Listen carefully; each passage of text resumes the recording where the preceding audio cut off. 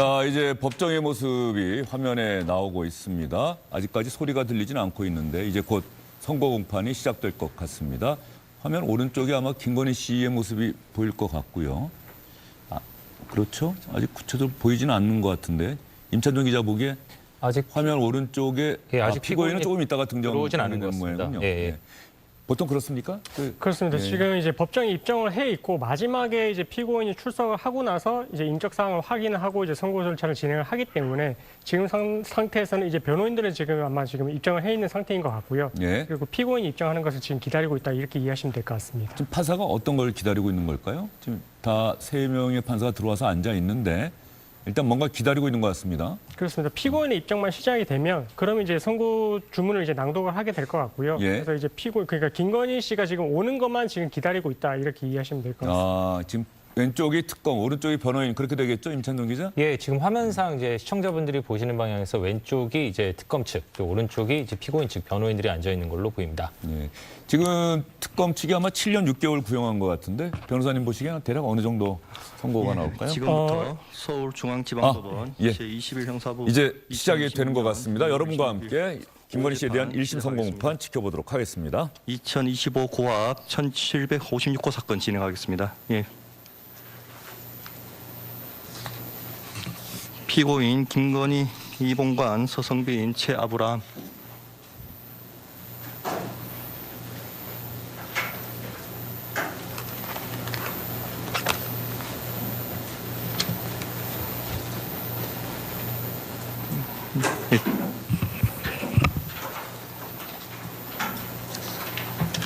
예, 소송 관계인 출석 확인하겠습니다. 예, 특검 측에서 특별검사부 김한수 검사부 나오셨고 파견검사 송인호, 신요한, 인동민 검사님 나오셨죠. 예, 김건희 피고인 나오셨고요. 예, 생년월일 확인하겠습니다. 생년월일 어떻게 되시죠? 72년 9월 2일입니다. 변호인으로서 선정의 최명성 변호사님, 네, 유정아 변호사님 나오신 건가요? 네, 최지우 변호사 그리고 자유의 출석했습니다. 최지우 변호사님 3분 나오셨고, 예, 이봉관 피고인 나오셨고요. 예, 생년월일 어떻게 되십니까? 예, 김종복 변호사님 씨 나오셨고요. 예, 서정빈 피고인 나오셨고 생년월일 어떻게 됩니까? 변호인 나오셨고 최아브람 피고인 나오셨고 생년월일 어떻게 됩니까? 62년 10월 27일입니다. 예, 변호인 유재일 변호사님이신가요? 네, 맞습니다. 예, 중심의 유재일 변호사님 나오셨고. 예, 통상 그 선고기일에 피고인들이 법원 관행상 이제 서서 듣는 경우가 많은데 오늘은 이제 선고 시간 좀 길어질 것 같아서 착석해서 진행하도록 하겠습니다. 예. 다만 주문을 선고할 땐 다들 일어나셔야 될 것 같습니다. 예, 이 사건은 김건희와 명태균 건진법사 관련 국정농단 및 불법 선거 개입 사건 등 진상규명을 위한 특별검사 임명 등에 관한 법률 이하 특검법이라 하겠습니다. 10조 사항 본문에 따라 재판이 지금 중계되고 있음을 고지해 드립니다.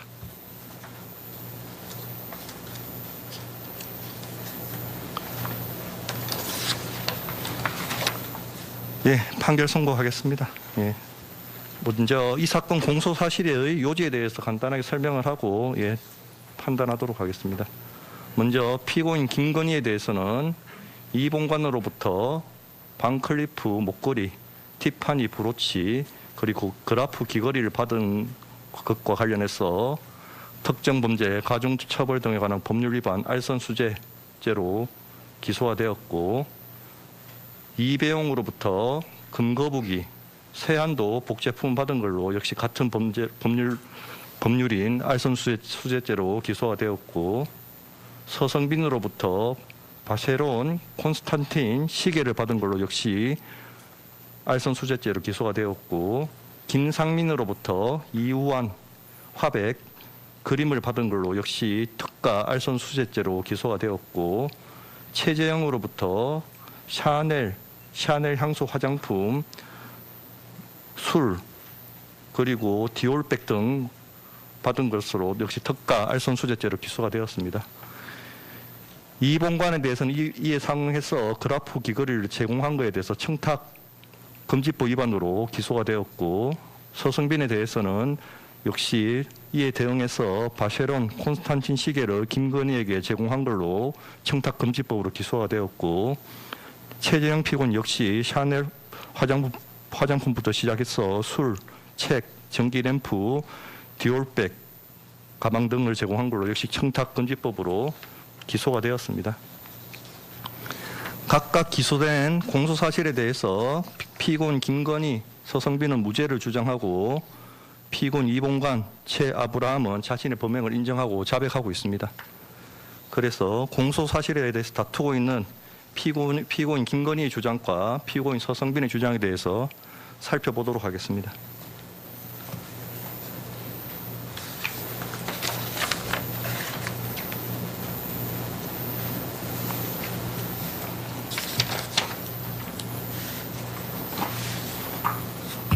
먼저 피고인 김건희는 이 사건 기소가 위법 부당한 공소권 행사라고 주장을 하고 있습니다. 특정범죄 가중법상 알선수재죄에서 알선 명목과 대가 관계는 금품 제공자와 수수자 사이의 관계의 성격, 금품 제공의 경위와 시기 등을 종합하여 판단하는 것이므로, 이 부분 공소사실에 기재된 관계 형성 과정이나 교류 내용은 구속요건, 해당 사실을 특정하기 위하여 필요한 범위 내의 기재에 해당하는 점, 고의나 인식 등 주관적 구성요건 요소도 공소사실에 기재되어야 하는데, 이는 검사의 주장으로 공소사실에 기재된 것에 불과하고 그 증명 여부는 법원이 판단할 문제인 점, 피고인의 복수의 금품 수수에 관한 사실이 하나의 공소장에 기재되어 기소되었다 하더라도 법관에게 예단을 심어주기 위한 의도적인 기재라고 볼 수는 없는 점 등을 종합하면 특별검사의 이 사건 기소가 공소장 1번주의에 위배되었다거나 무죄 추정의 원칙이나 공정한 재판을 받을 권리를 침해한다고 볼 수 없습니다. 이 부분 주장은 받아들이지 않습니다. 피고인 김건희의 공소사실의 본안에 대한 판단으로서 첫 번째, 이 본관으로부터 목걸이 등을 받은 부분에 대해서 살펴보도록 하겠습니다.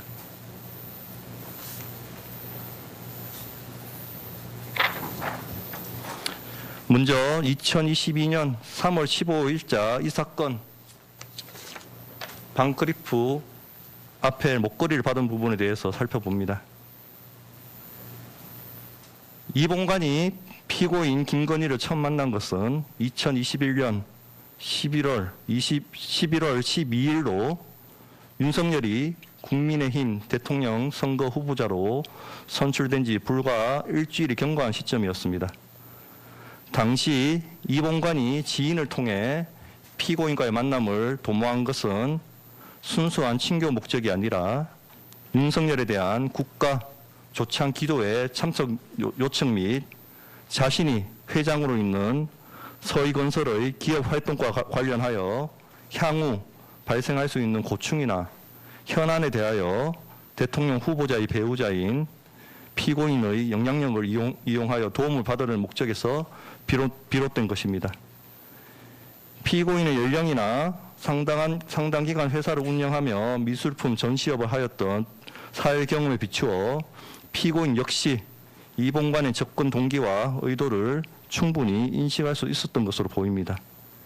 이와 같은 친분 형성의 경위, 만남의 횟수 및 기간에 비추어 볼 때 피고인 김건희와 이 본관 사이에 2022년 3월 15일 수천만 원 상당의 고가 기금속을 아무런 대가 관계 없이 주고받을 정도의 사적, 인간적 유대관계가 형성되어 있었다고 보기는 어렵습니다. 그럼에도 이 본관은 윤석열이 대통령으로 당선된 지 불과 6일 만인 2022년 3월 15일 피고인 김건희에게 시가 5,560만 원 상당의 이 사건 목걸이를 교부하였습니다. 비록 교부 당시 구체적인 청탁의 취지를 명시적으로 밝히지는 않았으나 이 본관은 이 법정에서 당시의 동기에 관하여 대통령이 취임하면 만날 수 없으니 미리 친분을 확실히 해두기 위한 보험적 성격이었다. 억울한 일을 당했을 때 내 연락을 받을 정도는 되어야 한다고 판단했다.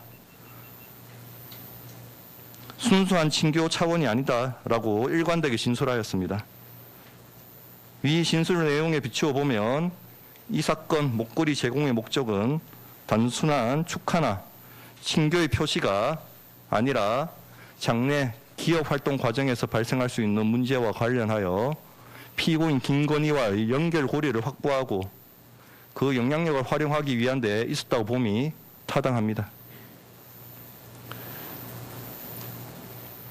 이 본관은 중견 건설회사인 서희건설의 회장으로서 기업 경영의 특성상 세무조사, 인허가, 행정규제 등 공무원의 직무와 관련된 다양한 사항에 지속적으로 노출될 수밖에 없는 지위에 있었습니다. 이러한 지위에 있는 자가 당선 직후의 대통령, 배우자를 찾아가 향후 기업 관련 현안 해결을 위한 보험의 의미로 고액의 물품을 제공한 행위는 장래 발생할 수 있는 기업 현안과 관련하여 피고인 김건희가 가진 영향력을 이용하여 공무원의 직무에 속한 사항을 알선해달라는 묵시적 청탁의 의사가 내포된 것으로 봄이 타당합니다.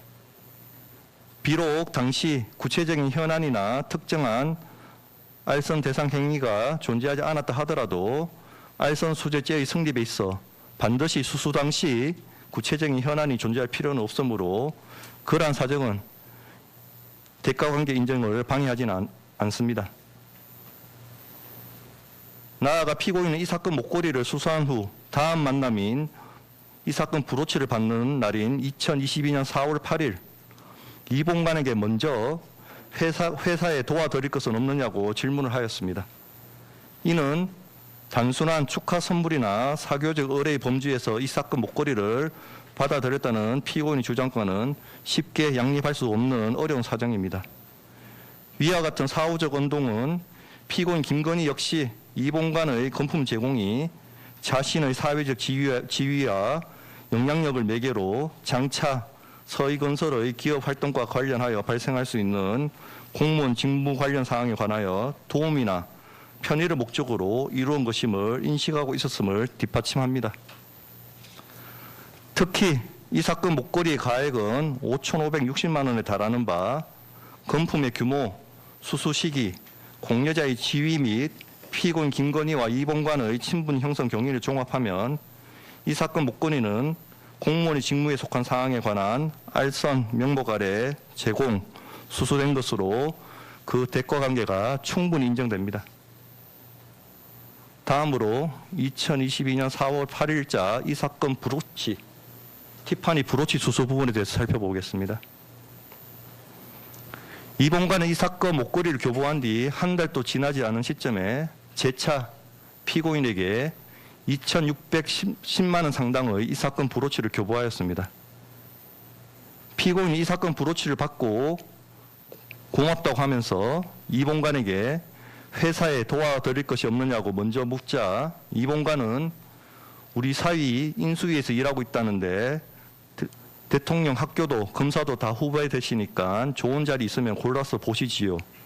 인수위에서 일하는 박성근이라며 사위인 박성근의 성명과 소속을 구체적으로 특정하여 인사청탁을 하였습니다. 피고인의 위와 같은 질문은 단순한 사교적 대화의 범위를 넘어 공여자가 기대하는 원조의 내용을 확인하려는 취지로 보입니다.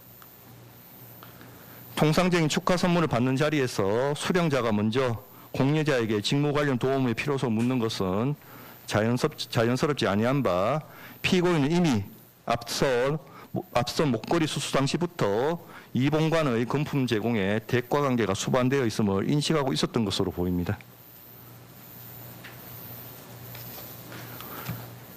비록 이 본관이 증인신문 과정에서 갑자기 도와줄 게 없느냐고 물으니 분위기상 사위 이야기를 한 것일 뿐 사위에 대한 것은 중요한 것이 아니다. 내 사위로 인해 내가 선물 줬던 것을 다 보상을 받아버리면 내가 진짜 부탁할 때 부탁을 못한다는 취지로 진술하기도 하였으나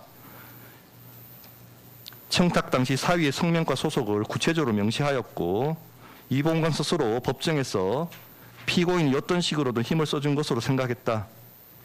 박성근의 임명 소식을 듣고 내가 부탁한 게 영향은 있었겠구나라고 생각했다고 진술하였으며 사위가 현 정부의 고위공직에 진출할 경우 향후 서희건설에 발생할지 모르는 각종 문제에 대응함에 있어 의미 있는 인적 기반을 확보하게 된다는 점, 이런 사정을 종합하면 위 인사청탁이 단지 분위기에 맞춘 일시적인 수사이거나 형식적 발언에 불과하다고 보기는 어렵습니다.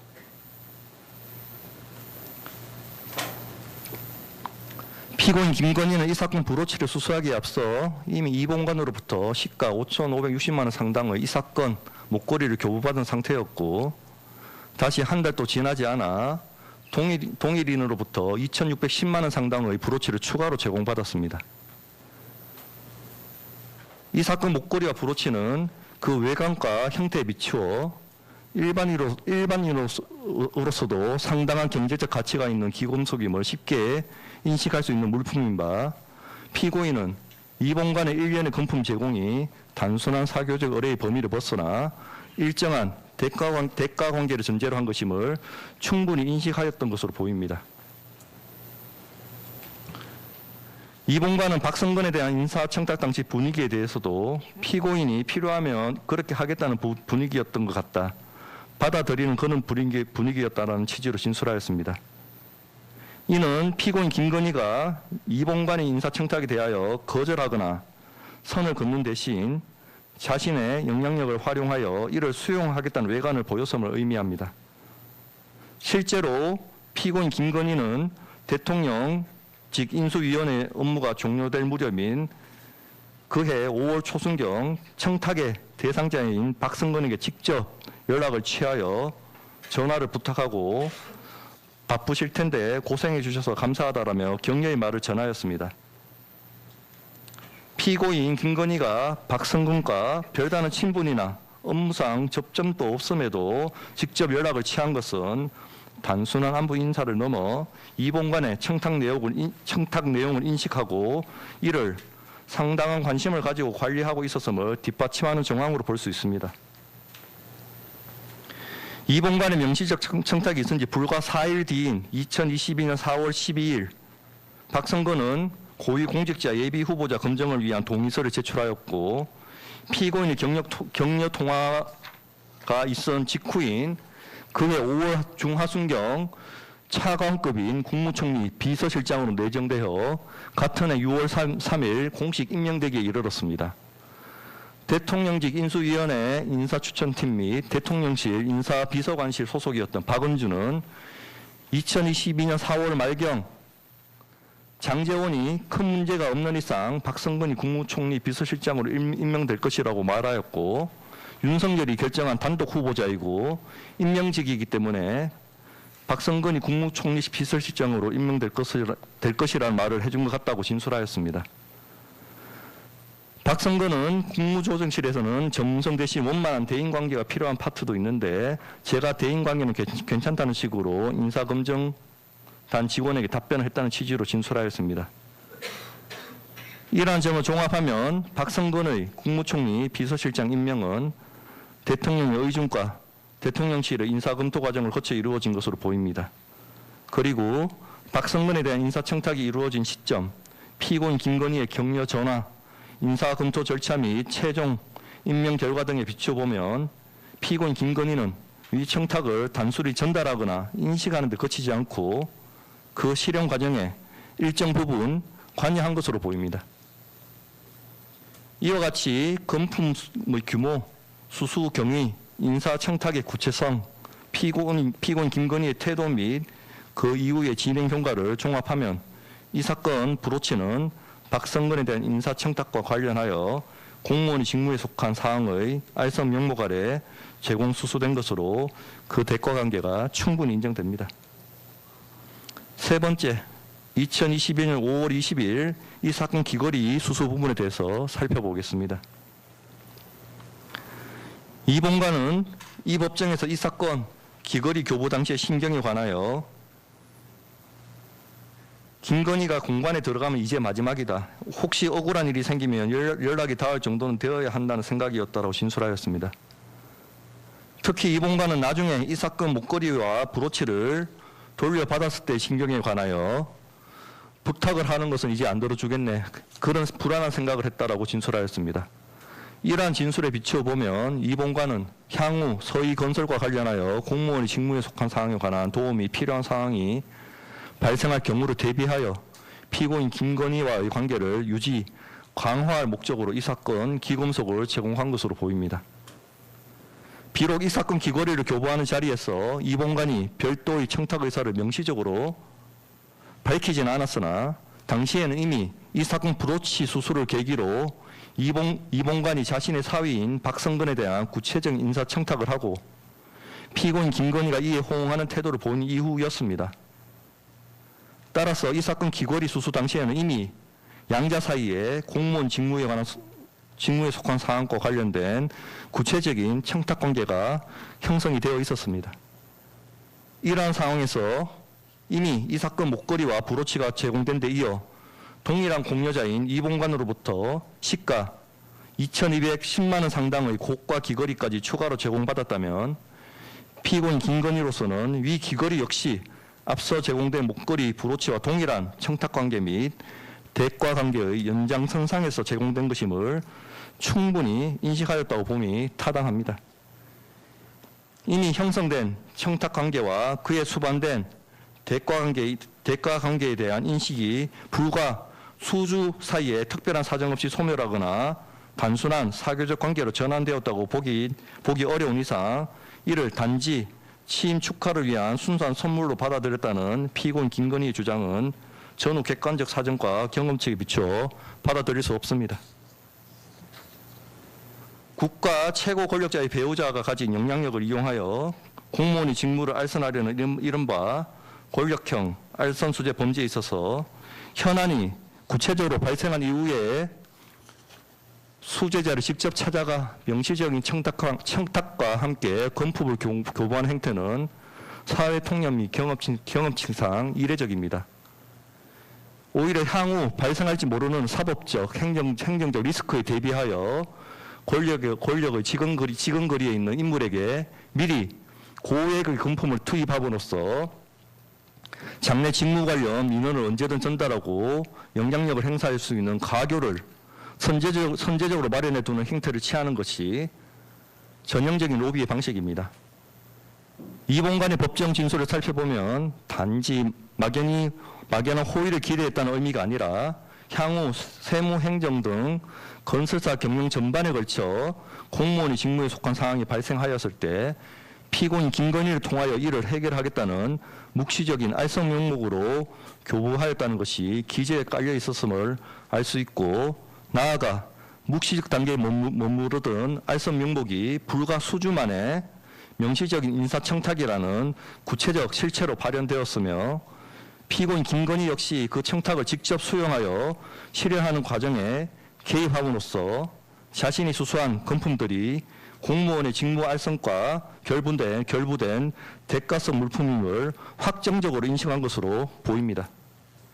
이와 같이 세 차례에 걸친 금품 수수 과정에서 공여자인 이봉관의 청탁 의사가 묵시적 단계에서 명시적, 구체적 단계로 점차 심화되어 갔고, 피고인 김건희 역시 일련의 경과에 상응하여 그 대가성을 인식하면서 이를 수사했음이 명백하므로 이 사건 기금속의 순차적 수수 행위 전체에 걸쳐 알선 명목과의 전체적 포괄적 대가관계가 성립합니다.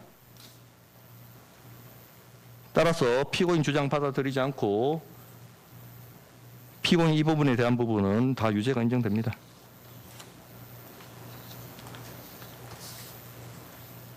다음으로 이배영으로부터 금거부기를 수수받은 부분에 대해서 살펴보겠습니다.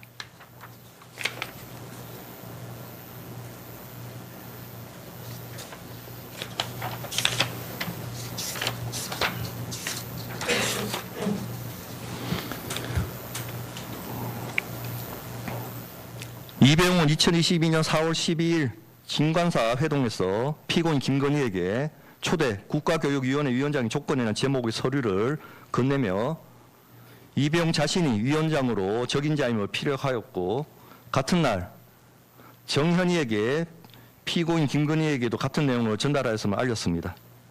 이와 같이 이배용은 금거북이를 교부하기 이전부터 피고인 김건희에게 국가교육위원회 위원장직에 대한 의사를 지속적으로 전달하여 왔습니다.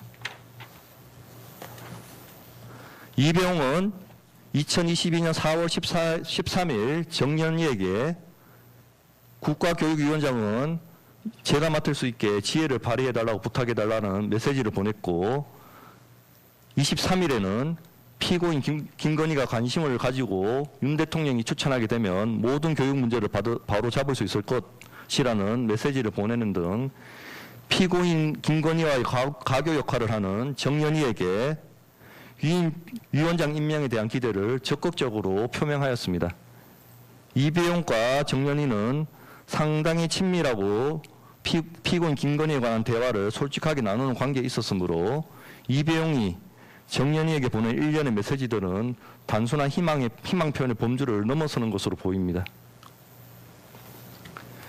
이배용은 2022년 4월 26일 코바나 컨텐츠에서의 티타임 자리에서 피고인 김건희에게 금거북이를 교부하였고 교육계에 공헌하고 싶다고 하면서 국가교육위원회 위원장 이야기를 나누었으며 피고인 김건희는 알겠다는 취지로 응답하였습니다. 그 자리에 동석하였던 정현희도 수사기관에서 이배용이 교육자로서 대한민국 교육에 이바지하고 싶다는 취지로 이야기하였고 김건희가 긍정의 표시로 알겠다고 하였다. 교육위원회 위원장 이야기를 꺼냈던 것 같다. 김건희가 이배용의 추천을 원한다는 얘기를 알겠다는 표시를 한 것 같다라고 진술을 하여 이러한 사실을 뒷받침하고 있습니다.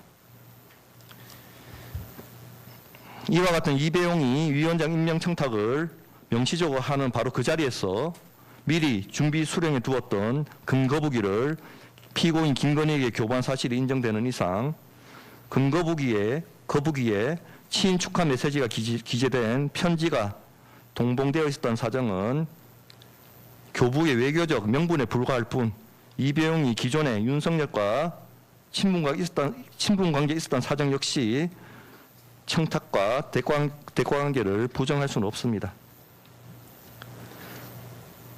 나아가 위와 같이 위원장 임명에 관한 의사가 구체적으로 표명된 자리에서 금거북이가 교부된 점, 그 직전까지 지속적으로 관련 의사가 전달되어 온 점 등을 종합하면 이 사건 금거북이는 대통령 인사권 행사에 관한 알선의 명목으로 제공된 것으로 봄이 타당하고 피고인 김건희 역시 그 취지와 대가관계를 인식하면서 이를 수사한 것으로 충분히 인정됩니다.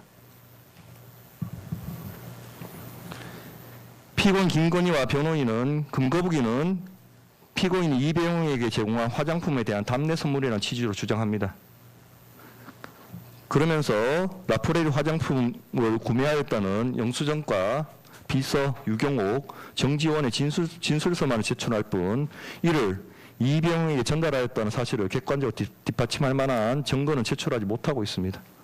설령 피고인 김건희가 2022년 1월 초순경 화장품을 이배용에게 교부한 것이 사실이라 하더라도 이배용이 금거북이를 공개한 시점은 2022년 4월 26일로 단순히 답례 차원이라 보기에는 수개월의 시간적 간격이 있을 뿐만 아니라 그 사이에 이배용이 자신이 국가교육위원회 위원장의 적임자임을 피력하며 임명을 청탁하고 관련 서류를 전달하는 행위가 개입되어 있었던 이상 이를 순수한 답례로 볼 수는 없습니다. 이 부분 피고인과 변호인 주장은 이유 없습니다.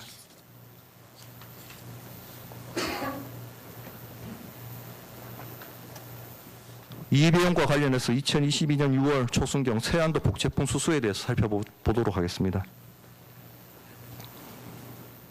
이배용은 2022년 5월 22일 정현희와의 대화에서 김건희에게 세안도 복제품을 보내고 싶다는 의사를 표시한 직후인 2022년 6월 2일 다시 정현희에게 새로 출범한 국가교육위원회 역할이 막중하므로 내가 위원장을 맡아야 한다는 취지의 메시지를 보내며 위원장 임명에 대한 강한 의사와 기대를 적극적으로 표명하였습니다.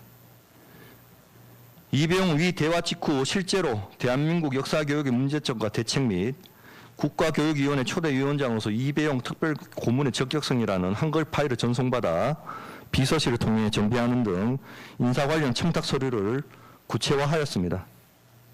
세안도 복제품은 이배용이 정연희와 위원장 임명 청탁을 긴밀히 논의하고 관련 서류를 정비한 바로 그 무렵인 2022년 6월 초순경에 피고인 김건희에게 전달되었습니다.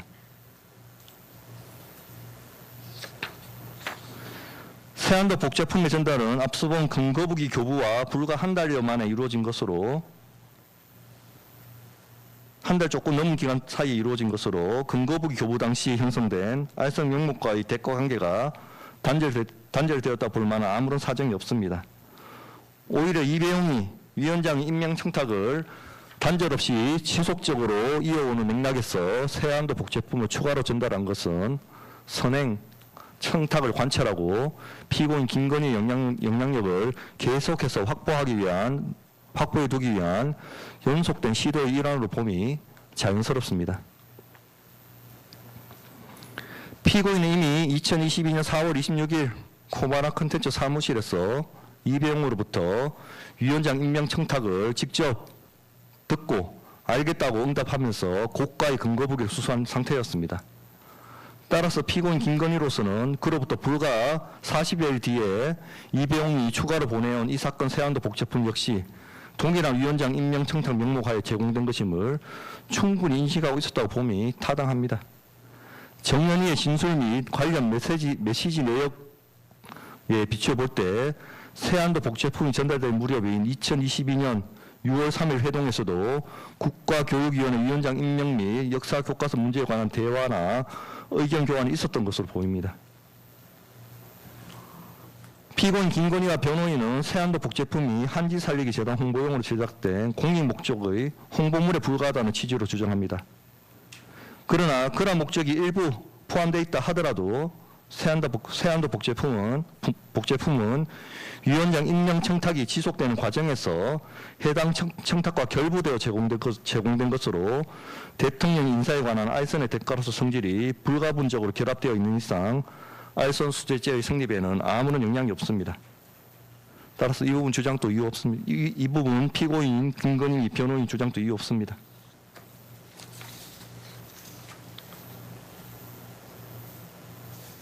다음으로 서성빈으로부터 손목 시계를 받은 부분에 대해서 살펴보도록 하겠습니다.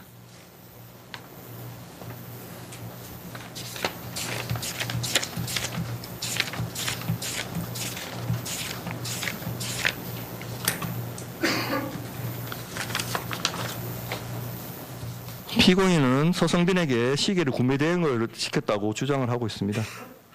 이 주장에 대해 살펴봅니다.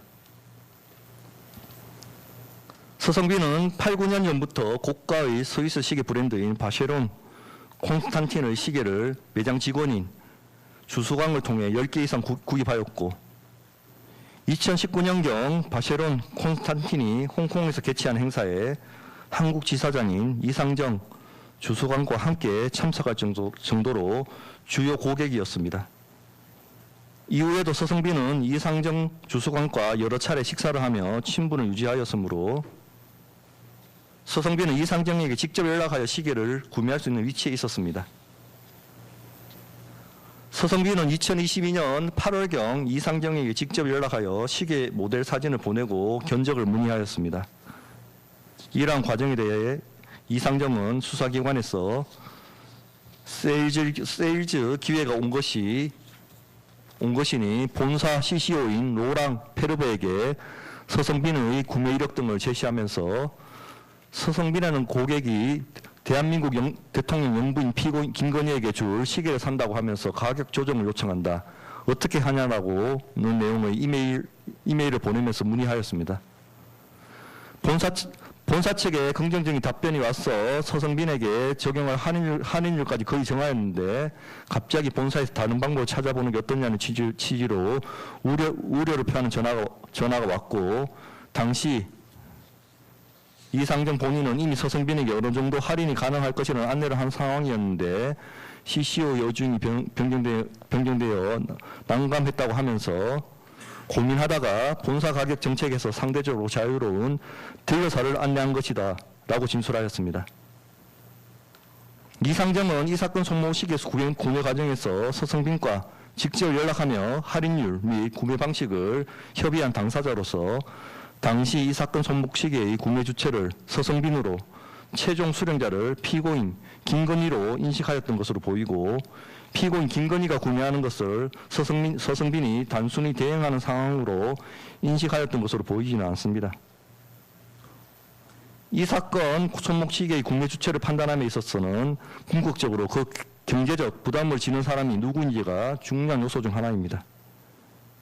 이 사건 손목 시기의 구매 과정에서 실제 결제에 사용된 자금은 모두 서성빈이 마련된 자금으로 확인될 뿐 피고인 측 자금이 사용되어서 인정할 만한 객관적인 자료는 발견되지 않습니다.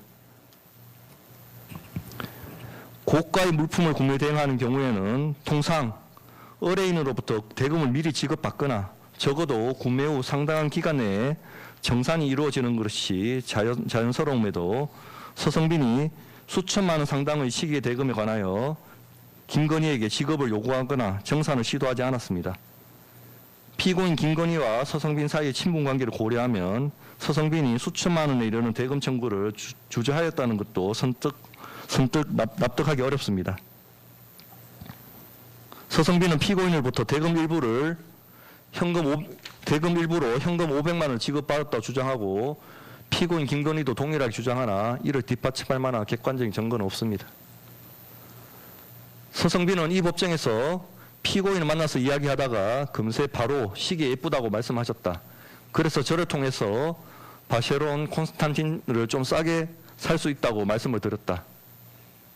휴대전화를 통해 이 사건 손목 시계의 사진을 보여주자 피고인 김건희가 예쁘다고 하면서 이걸로 하겠다고 했다라고 진술하였습니다.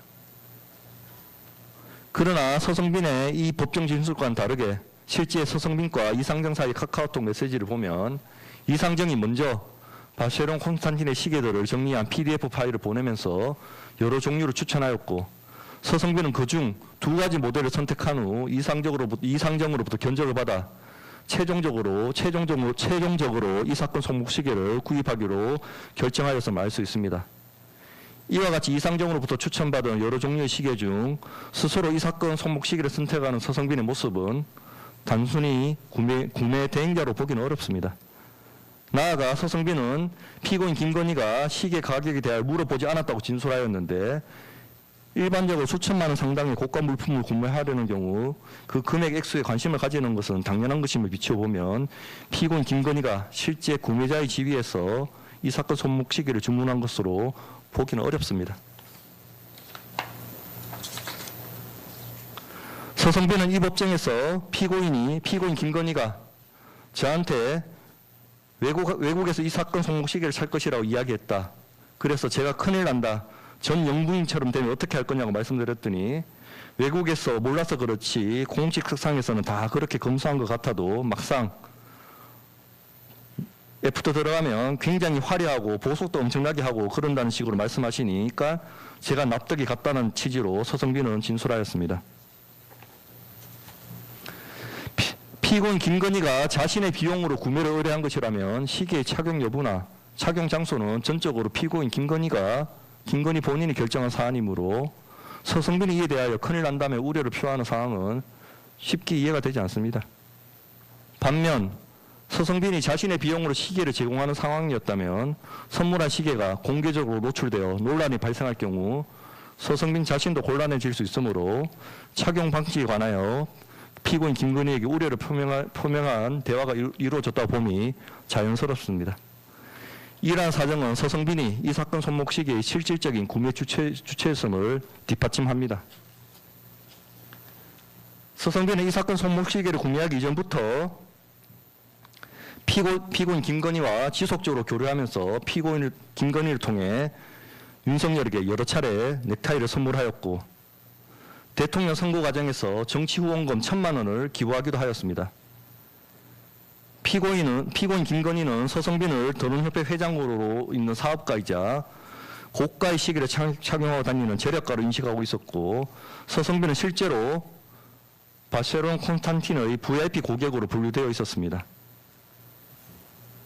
서성빈을 대면했던 사람들은 서성빈을 정치권 유력 인사와의 친분을 과시하는 사람으로 생각하였고 서성빈도 피고인 김건희와의 피고인 김건희와 카카오톡 메시지를 주고받는 것을 다른 사람에게 보여주기도 하였습니다. 따라서 이 사건 손목시계 역시 서성빈이 피고인 김건희와의 관계를 강화하고 자신의 영향력을 과시하기 위한 목적으로 자신의 비용으로 구매하여 제공하였다 봄이 타당합니다. 나아가 서성빈은 특별검사 수사관으로부터 이 사건 손목시계 관련 조사 통보를 받은 직후 이상정에게 연락하여 사전에 관련 사항을 이상정으로 전달받지 못한 점을 항의하였고 이 법정에서 배신당하는 기분을 많이 느꼈다고 진술하였습니다. 이는 단순히 구매를 의뢰받아 물품을 전달하는 수준의 관여자라면 통상 보이기 어려운 태도로 서성빈이 이 사건 손목시계의 구매에 일정한 이해관계를 전제로 상황을 인식하고 있었음을 보여주는 사정입니다.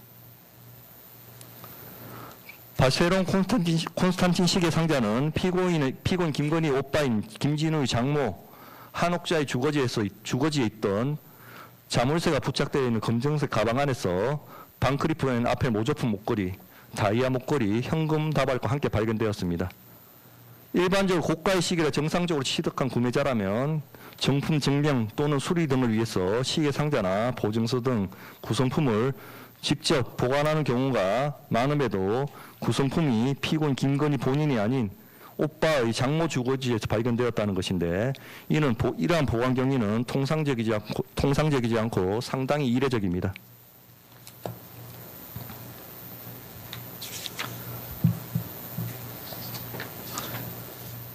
이 부분에 대해서 특정범죄 가중법 위반 알선수재죄가 성립한지 여부에 대해서 살펴보겠습니다. 먼저 서성빈과 피고인 김건희 사이의 친분 관계에 대해서 살펴봅니다.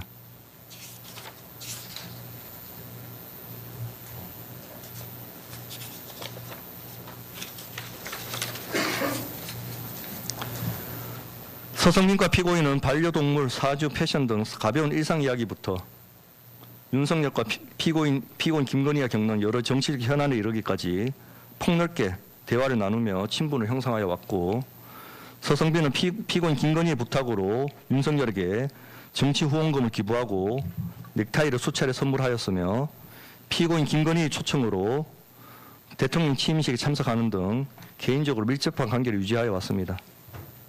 나아가 서성빈은 윤석열이 대통령으로 취임한 이후에도 피고인 김건희에게 피고인 행보에 대해서 조언하거나 사회적, 정치적 현안에 대해 견해까지 전달하는 등 지속적으로 교류를 하여 왔습니다. 이처럼 서성빈과 피고인 김건희는 개인적으로 친밀한 교류를 지속하여 온 관계로서 서성빈이 피고인 김건희에게 자신의 사업 현황이나 이해관계를 허심탄회하게 전달할 수 있는 관계였음은 분명합니다.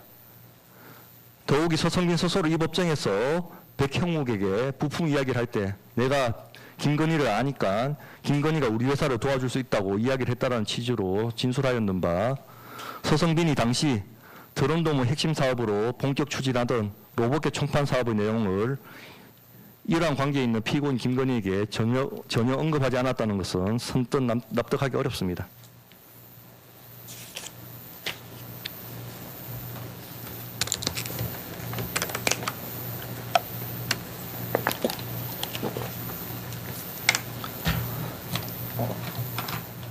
다음으로 서성빈의 로봇계 사업 참여 경위와 피고인 김건희 인맥의 활용에 대해서 살펴보겠습니다. 드론돔은 원래 전동 휠체어 및 구조 드론 사업을 영위하던 회사로서 2022년 9월 전까지는 로봇계 관련 사업을 수행한 적이 없습니다.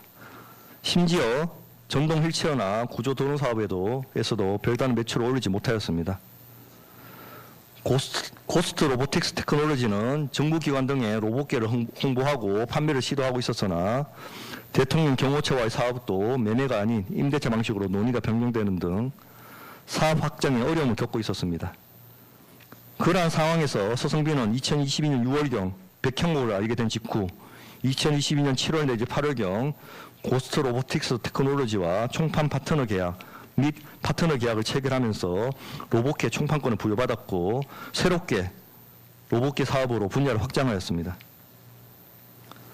드론돔은 대통령 경호처와 임대차 계약의 전반적인 과정에서 실질적인 역할을 전혀 수행하지 않았습니다.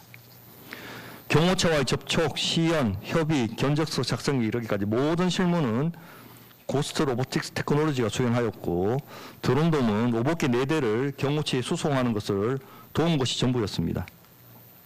심지어 고스트 로보틱스 테크놀로지의 송강석은 드론돔이 스스로 작성하여야 할 견적서를 직접 작성하여 경호처 및 드론돔에 제출까지 하였던 바 드론돔이 총판으로서 기본적인 업무조차 수행하지 못하였음이 드러납니다. 나아가 총판 파트너 계약서에는 원래 드론돔의 판매 권한이 행안부 및 산하 기관 내에서만 인정된다고 기재되어 있어 대통령 경호처는 그 범위에 포함되지 않음에도 드론돔은 임대차 계약 체결 당시 이 문구를 삭제한 상태의 계약서를 제출하였고 경호처와의 임대차 계약 당사자가 되었습니다. 또한 총판 파트너 계약과 파트너 계약은 2022년 7월 내지 8월경 체결되었음에도 그 계약서의 체결 날짜는 2022년 7월 1일로 소급하여 기재하였습니다. 이러한 사정들은 드론돔의 임대차 계약 편입이 정상적인 거래 구조에 의한 것이 아님을 뒷받침합니다. 실제로 고스트 로보틱스 테크놀로지 부회장 백형욱은 수사기관에서 서성빈이 인맥과 영향력을 과시하고 자랑을 하였다. 저는 아는 사람이 많아도 어떻게 로봇기를 팔 거냐고 말했다. 제가 총판 기간에 1년 아니면 안 된다. 1년 안에 보여달라. 로봇계 계산서 끄는 것을 보여달라고 요구하는 것을 서성빈이 수용하였다. 제가 서성빈이 로봇계를 잘 팔 것 같으니 1년만 지켜보자고 공현웅에게 말하였다. 제가 보기에는 서성빈은 윤석열, 김건희의 친분만 가지고 정말로 로봇계를 팔 수 있다고 믿었던 것 같다. 제가 서성빈에게 로봇계를 팔 수 있다는 것을 증명해 주셔야지 절차에 따라 로봇계 파는 모습을 보여줘야 되는 거 아니냐고 서성빈은 계속 긁었다.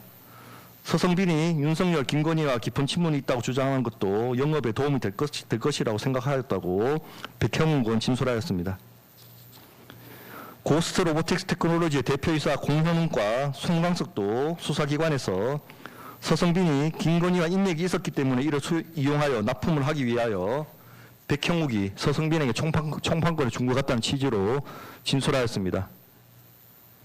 이와 같이 드론돔이 로봇계 사업 수행 경험이나 기술적 역량이 충분하다 보기 어려움에도 고스트 로보틱스 테크놀로지가 드론돔에 로봇계 총판권을 부여하게 된 것은 서성빈의 피고인 김건희 등과의 인맥이 크게 작용하였던 것으로 보입니다.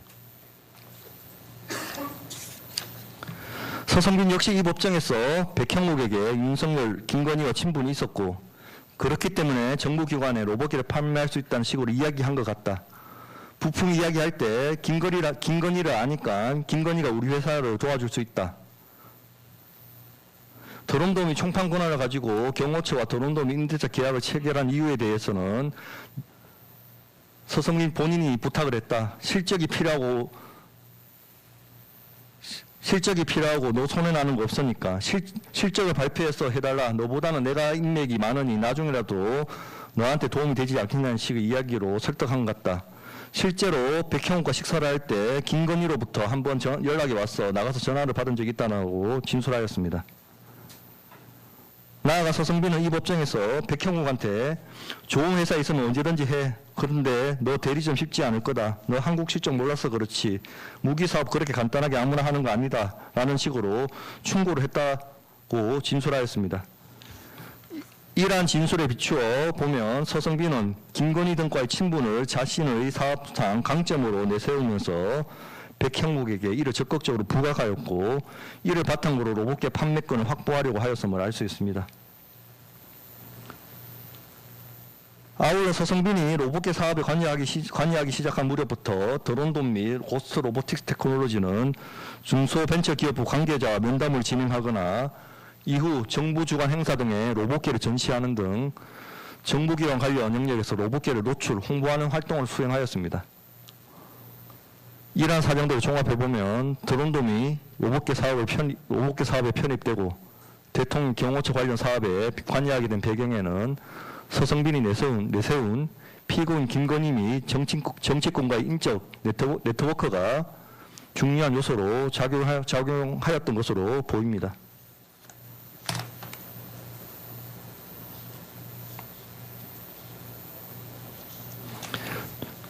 고스트테크놀로지는 2022년 2월경부터 정부기관을 상대로 로봇계를 홍보하였고 경호처는 그 도입을 추진하며 협의를 계속하였으나 예산 문제 등으로 인해 당초 공매 방식 대신 임대 방식이 논의되는 등 사업 추진에 어려움을 겪고 있었습니다.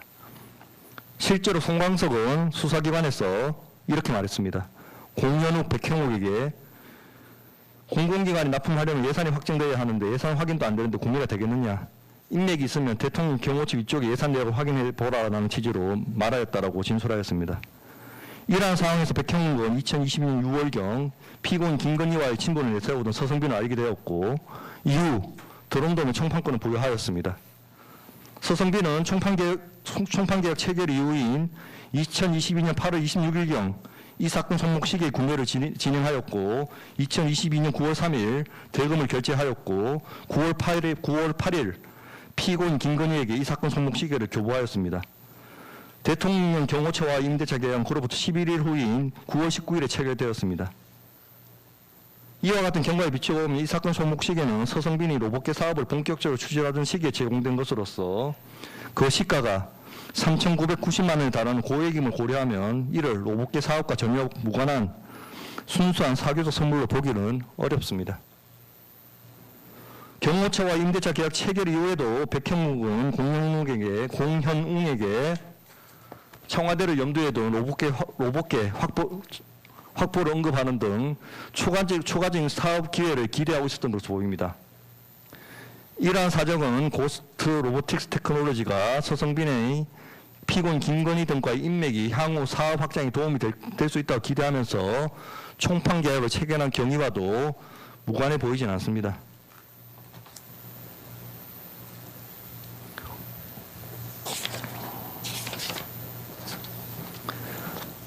한편 서성빈은 2025년 8월 8일 수사기관 조사에서 시계 구매 및 전달 사실을 인정하면서 대가성은 부인하였는데 조사 과정에서 드론돔이 해당 사업을 수주하여 계약을 체결한 사실이 있다고 진술하였다가 이내 오히려 손해를 본 사업이라며 시기와 무관하다고 주장하면서 해당 진술을 조서에서 삭제해달라고 요청하였습니다. 서성빈이 로봇계 사업 소주 사실을 진술하였다가 이내 이를 번복하면서 해당 진술의 삭제를 요청한 것은 서성빈 스스로 로봇계 사업 소주 사실이 이 사건 손목 시기의 교부와 연결될 수 있음을 인식하고 있었음을 보여주는 사정입니다. 더군다나 로봇계 사업에서 손해를 보았다는 사정은 기록상 확인되지 않고 설령 로봇계 사업이 이후 진척이 부진하였다 하더라도 이는 언론 보도 이후 피고인 김건희와 로봇계 사업의 연관성에 관한 의혹이 공개적으로 제기되면서 사업 추진에 부담이 발생하고 그 과정에서 고스트 로보틱스 테크놀로지 측과의 신뢰관계가 약화되어 서성빈이 총판 지위를 유지하지 못하게 된 사정이 복합적으로 작용된 결과로 보일 뿐 이 사건 손목 시기 교부 당시의 목적이나 대가관계 판단을 좌우하는 사정으로 보기는 어렵습니다. 나아가 서성빈은 특별검사 조사를 받기 전에 이 사건 손목 시기를 구매할 당시 사용하였던 휴대전화기를 바다에 빠뜨려 잃어버렸다고 진술하였습니다. 그러나 해당 휴대전화 번호는 정지되거나 해지되지 않은 채 여전히 사용 중인 상태였고 압수수색 과정에서 해당 휴대전화기는 발견되지 않았습니다. 수사 개시를 앞둔 시점에 이 사건의 핵심 증거가 될 수 있는 휴대전화기가 이러한 경위로 발견되지 않은 것은 쉽사리 납득하기 어렵고 서성빈이 이 사건 손목 시기의 구매, 교부 경위 및 피고인 김건희 사이의 관계와 관련 자료가 수사기관에 확보되는 것을 회피하거나 숨기려 하였던 것이 아닌지 의문이 듭니다. 피고인 김건희 인식에 대해서 살펴보겠습니다. 피고인 김건희는 서성빈과 단순히 안부나 사적인 일상 대화를 나누는 것에 그치지 아니하고 이태원 참사 이후 장관 경질 여부, 피고인 김건희의 캄보디아 방문 당시 논란, 윤석열에 의해 사면된 전직 수사관의 지방선거 공천 문제, 부산 엑스포 유치 실패 책임 등 당시의 민감한 정치 현안에 관하여도 의견을 주고받았습니다. 또한 서성빈은 드론사업 등 자신의 사업이나 드론협회 회장 등 대외 활동 및 우주청과 로봇청 도입 등에 관하여 피고인에게 이야기하였습니다. 이러한 관계에 비춰보면 피고인이 이 사건 송목 시기를 수수할 당시 서성빈이 로봇계 사업을 추진하고 있었다는 사정을 전혀 알지 못하였다고 보기는 어렵습니다. 서성빈은 2022년 7월 22일 백형욱에게 영부인님한테 왜 안 가시냐고 물어봤음이라는 메시지를 보냈고 백형욱은 안 가신다고 들었습니다라고 답하였습니다. 이에 대해 백형욱은 수사기관에서 직원들에게 물어보고 영부인이 대통령 경호처에 로봇기를 보러 온 적이 없다고 해서 그 뜻으로 이와 같은 메시지를 보낸 것으로 생각된다라고 진술하였는 바, 이는 서성빈이 적어도 로봇기 사업과 관련된 내용을 피고인 김건희에게 언급하고 있었다고 추단하는 정황입니다. 나아가 피고인 김건희는 2022년 11월 23일 한겨레 기사 게재 이후 서성빈에게 직접 전화하여 다른 것 얼마든지 도와줄 수 있으니 이건 그만해라. 언제고 서성빈 씨는 기억하고 있다는 취지로 말하였다는 것인데, 이는 피고인 김건희가 적어도 서성빈이 자신과 로봇계 사업을 관련지어 생각하고 있다는 점을 인식하고 있었음을 사후적으로 뒷받침하는 사정입니다. 이와 같은 사정들을 종합하면 피고인 김건희는 적어도 서성빈이 로봇계 사업을 추진하고 있었다는 점을 인식하고 있었고, 이러한 상황에서 서성빈으로부터 3,990만 원 상당의 고가 손목 시계를 수수하였다면 피고인 김건희로서는 이 시계가 단순한 사교적 선물이 아니라 서성빈이 추진하던 로봇계 사업과 무관하지 않은 기대 아래 제공된 것임을 미필적으로 인식하였다 봄이 타당합니다.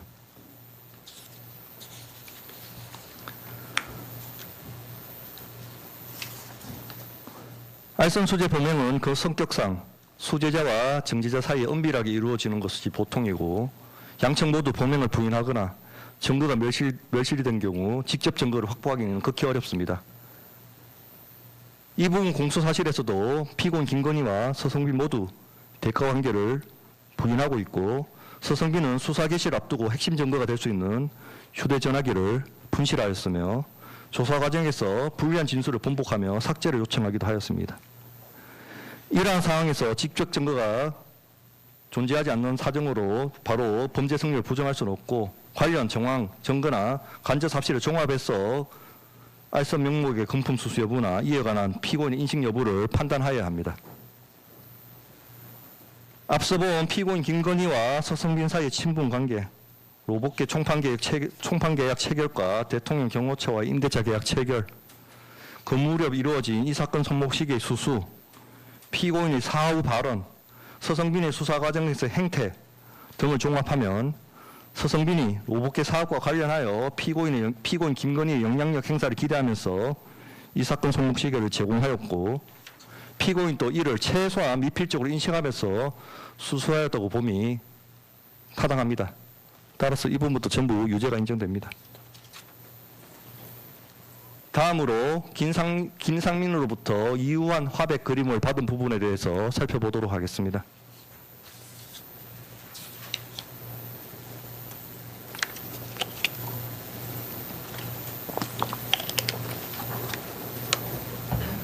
이 부분 공소사실에 대해서 피고인 김건희와 변호인은 공소사실이 특정되지 않았다고 다투고 있습니다.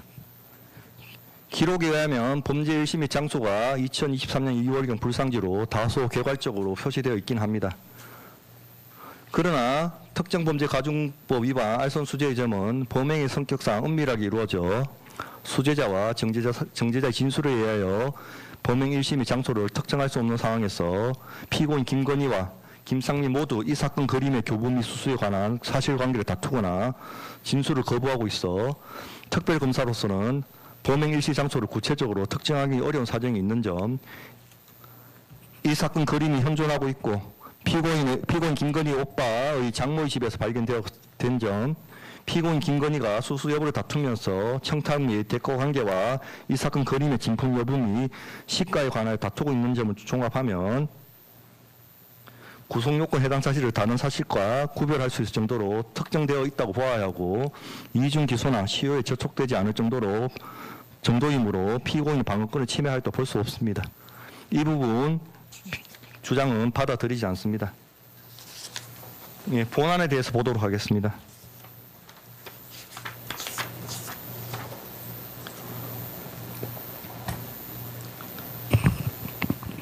김상민은 이 사건 그림의 구매 과정에서 일관되게 피고인을 의미하는 여사님이라는 표현을 사용하면서 강피롱에게 피고인에게 줄 그림을 구매한다는 점을 명시적으로 밝혔습니다. 김상민은 강피롱 및 김태형을 통해 확인된 피고인 김건희의 취향에 맞추어 이 사건 그림을 1억 4천만 원에 매수하기로 결정하였습니다. 특히 김상민이 괜히 또 여사님 그림 찾는다는 소문나면 우리가 문제되니라고 언급한 것은 이 사건 그림이 최종적으로 피고인 김건희에게 제공될 예정임을 보여줍니다. 강피롱은 이 사건 그림을 김상민에게 전달한 후 몇 주 지나고 나서 김상민으로부터 엄청 좋아하셨어라는 말을 들었다고 일관되게 진술하고 있습니다. 특히 위 진술은 김상민 특유의 경상도 사투리 억양과 당시 상황에 대한 구체적인 묘사가 포함되어 있어 매우 구체적입니다. 또한 강피룽이 과거 자신의 휴대전화 녹음 내용을 다시 확인하여 기억을 명확히 정리한 경위 이후 김상민의 요구로 휴대전화기를 교체하게 된 정황 등에 관한 강피룽의 진술 내용은 강피룽이 직접 경험하지 않고 임의로 꾸며내기 어려운 것으로 그 진술은 신빙성이 매우 높습니다.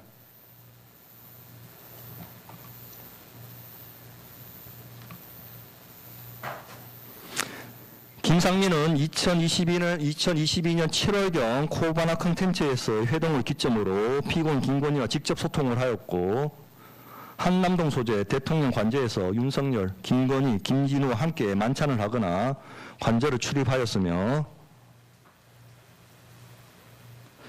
피고인 김건희와 비화폰 통화까지 할 정도로 밀접한 관계를 형성하였습니다. 이에 비추어 보면 김상민은 2023년 2월경 피고인 김건희에게 이 사건 그림을 전달해주고 직접 그 소감을 들을 수 있었던 위치에 있었던 것으로 보입니다.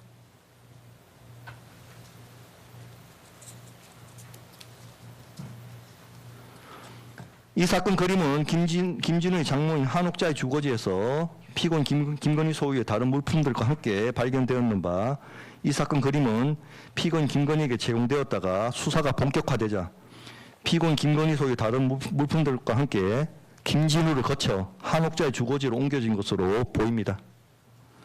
실제로 김진우는 피고인 김건희를 둘러싼 각종 의혹에 대한 수사가 시작된 직후인 2025년 7월 16일경 이 사건 그림을 장모의 주거지에 보관하였습니다. 이 사건 그림과 함께 발견된 가방에는 피고인 김건희가 제3자로부터 수수하였다는 의혹이 제기된 여성용 기금속들이 함께 들어있었습니다.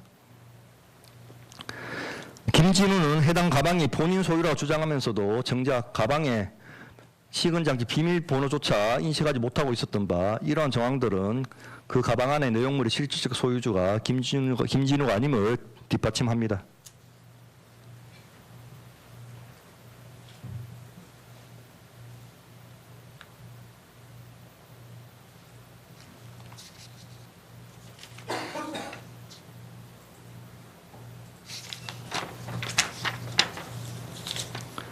다음으로 지금까지 이 사건 그림이 피고인 김건희에게 전달되었다는 점을 제가 설명드렸고 김상민 공소사실부분 관련해서 특정범죄 가중법 위반 알선수재 여부가 성립한지에 대해 다 구체적으로 살펴보도록 하겠습니다. 김상민은 과거 검사 임관 초기부터 윤석열과 동일한 근무지에서 인연을 맺은 이래 지속적으로 긴밀한 관계를 유지해온 인물입니다. 김상민은 이와 같은 친분을 바탕으로 2022년 7월 하순경 코바나 컨텐츠에서의 회동 이후 피고인 김건희와 또 직접 소통하며 사적인 신뢰 관계를 형성하였습니다. 특히 김상민은 현직 검사의 신분임에도 피고인 김건희와 관련된 민감한 형사 사건들의 수사 경과 및 재판 동향을 파악하여 피고인 김건희에게 주기적으로 전달하는 등 사적인 조력 활동을 지속하였습니다. 이처럼 현직 검사가 대통령 배우자에게 관련 사법 정보를 지속적으로 제공하고 개인적으로 소통하는 행위는 일반적인 사교적 친목 도모를 넘어서는 것으로 두 사람 사이 이미 단순한 친분을 넘어선 특수한 신뢰관계가 형성되어 있었음을 보여줍니다. 김상민은 수사기관에서 이렇게 진술하였습니다. 윤석열 전 대통령이 당선되고 난 이후 지나가는 말로 저에게 상민이 같은 애가 정치를 해야지라고 수차례 말씀하셨고 저도 마음속으로 정치를 해야겠다고 생각을 하고 있었다라고 진술하였습니다. 또 제가 정치를 해봐야겠다고 생각한 시기를 특정하면 2023년 초순부터는 해봐야겠다고 생각을 하였습니다라고 진술하였습니다. 이와 같이 김상민은 윤석열의 대통령 취임 이후 윤석열로부터 지속적으로 정치 참여를 권유받아왔고 그 무렵부터 정치 진출에 관한 관심과 의사를 형성한 것으로 보입니다. 비록 이 사건 그림이 제공된 2023년 1월 말경에는 특정 선거구나 구체적인 청탁 행위가 외부에 전면적으로 노출되지는 아니하였으나 김상민이 본격적으로 정치적 진출을 모색하며 내심의 의사를 구체화해 나가는 시기와 이 사건 그림의 제공 시점이 시간적으로 근접하고 있는 점에 비춰볼 때 김상민이 피고인 김건희에게 1억 4천만 원 상당의 고가 미술품을 제공한 행위는 사회 통념상 아무런 대가성 없는 단순한 호의나 친교의 표시로 보기는 어렵고 향후 정치적 진출 과정에서 피고인 김건희의 조력 또는 영향력 행사를 기대하는 동기에서 비롯된 것을 보니 타당합니다. 실제로 김상민이 물품 제공 직후인 2023년 하반기부터 출마를 암시하는 대외적 정치활동을 개시한 사정까지 보태어보면 이 사건 그림의 교부는 단순한 친교관계의 범위를 넘어 김상민이 장래 정치적 지원 또는 영향력 행사를 기대하며 내심의 정치적 계획을 실행으로 옮기기 시작한 시점과 연결된 일련의 사전 준비 과정에서 이루어진 것으로 보는 게 보입니다.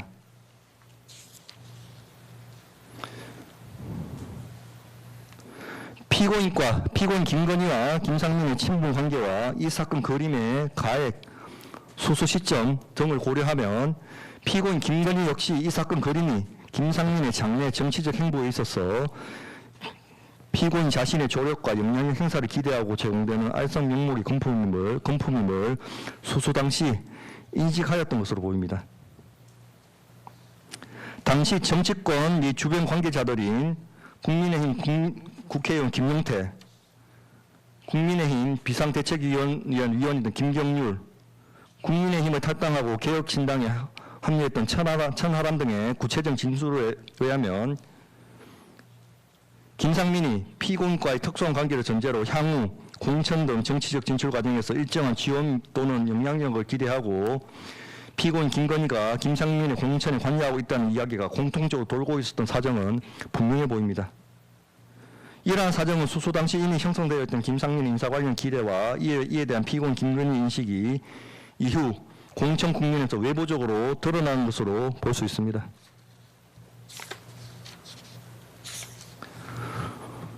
나아가 김상민은 창원 의창구에서 경선 배제된 이후 국가정보원장 특별보좌관으로 임명되었습니다.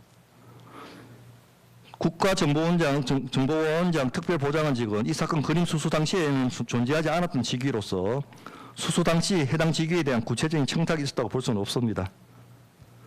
그러나 김상민이 실제로 총선 출마를 추진하였고 공천이 무산된 이후 국가정보원장 특별보좌관으로 임명된 점, 해당 직위 신설 계획이 확인된 이후 김상민에 대한 인사검증 의뢰가 이루어졌고 그 과정에서 법적, 정치적 위험성으로 인해 부담 의견으로 분류되었음에도 최종적으로 임명이 강행된 점 등에 비춰보면 공천 무산이라는 사정 변경에도 불구하고 김상민에 대한 연속적인 인사상 배려가 관철된 것으로 보기에 충분합니다. 이러한 사정은 이 사건 그림 수수 당시 피고인 김건희 측으로부터 장래 공천 지원 또는 공직 인사상 배려를 기대하고 있었고 피고인 역시 이를 인식하고 있었음을 사후적으로 드러내는 정황입니다. 현직 검사인 김상민이 대검찰청 및 법무부의 경고와 징계 처분까지 감수하면서 국회의원 출마를 강행하고 공직에 임용된 일련의 행보는 경험칙상 극히 이례적입니다. 이러한 과감한 행보는 피고인 김건희 및 대통령 측으로부터 적극적인 지원 또는 조력이 있을 것이라는 상당한 신뢰 및 확신을 전제로 하지 않고서는 설명하기 어렵습니다. 다음 쟁점으로 이 사건 거림이 진품 여부인지에 대해서 살펴보도록 하겠습니다.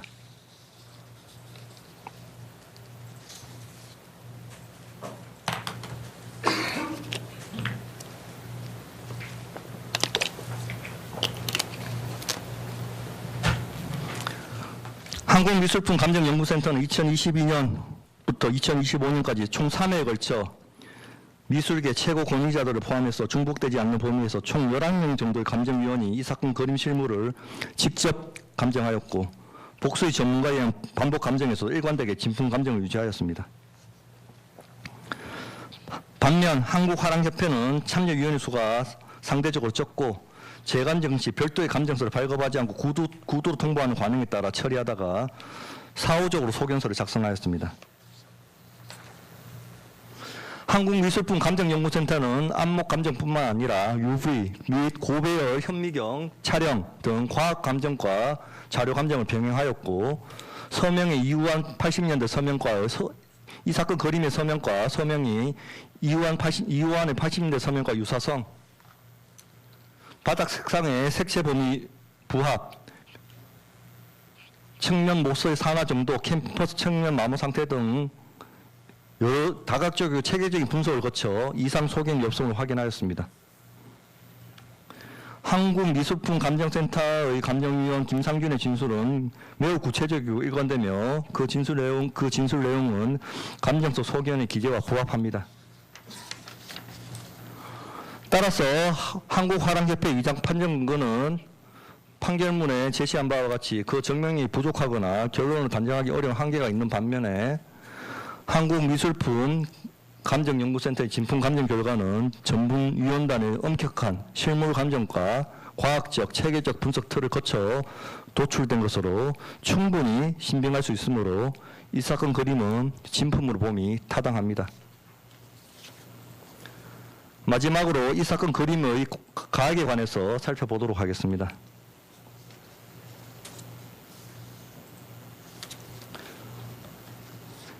이 사건 그림은 앞서 말한 바와 같이 진품이고 김상민은 강필웅, 이주연을 통해 임덕기로부터 이 사건 그림을 1억 4천만 원에 매수하였습니다. 한국미술품 감정연구센터는 이 사건 그림의 시가에 대하여 하한가 1억, 상한가 1억 5천, 평균가 1억 2,500만 원이라고 감정하였는 바 김상민의 실제 구입 가격은 1억 4천만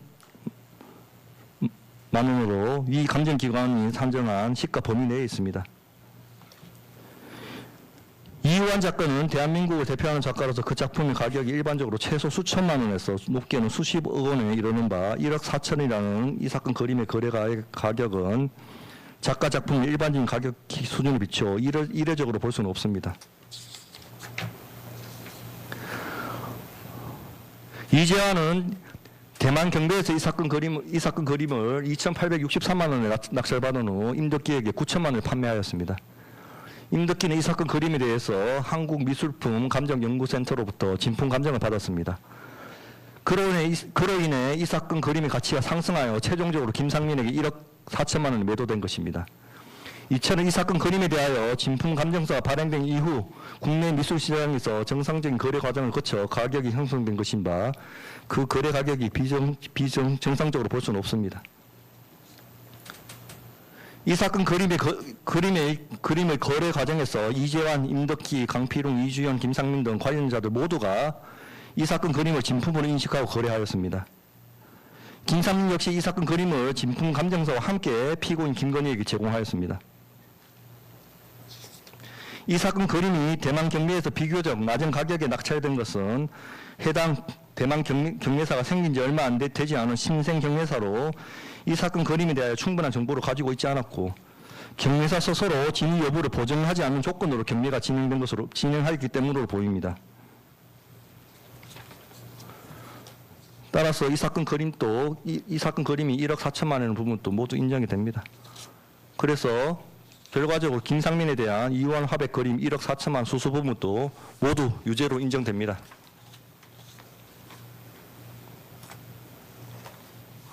김건희에 대한 공소 사실 마지막 부분으로 최 아브라함으로 받은 디올 가방 등의 수수 부분에 대해 살펴보겠습니다.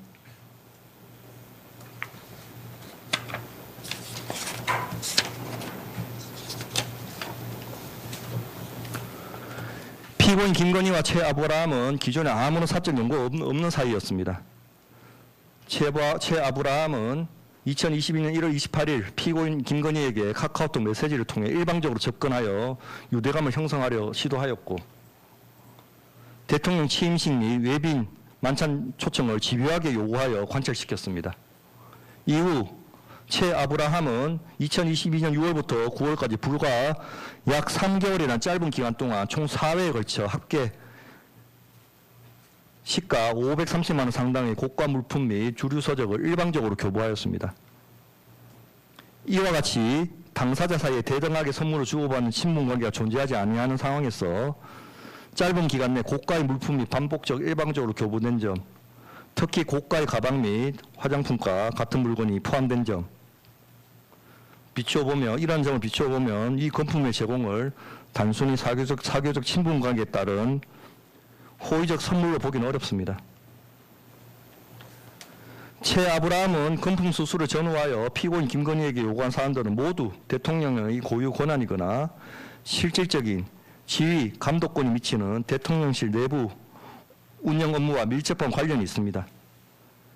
구체적으로 김창준 전 미국 하원 의원의 국정자문위원 임명 청탁은 대통령의 인사권 행사에 관한 명백한 알선 청탁에 해당되고, 민간 외교 사절단 접견 요청 및 대통령과의 동반 참석 요구는 대통령 배우자의 공적 지위를 매개로 대통령의 대외적 직무 수행에 영향을 미치려는 것으로 대통령을 비롯한 공무원의 직무에 속하는 사항입니다.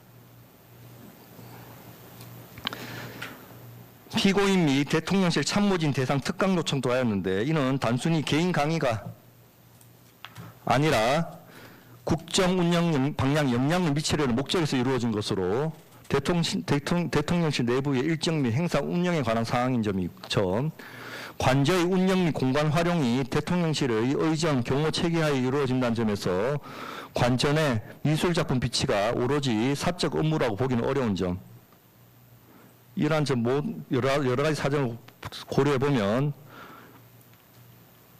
모두 대통령이 실질적으로 영향력을 미칠 수 있는 직무 범위 안에 모두 포섭됩니다.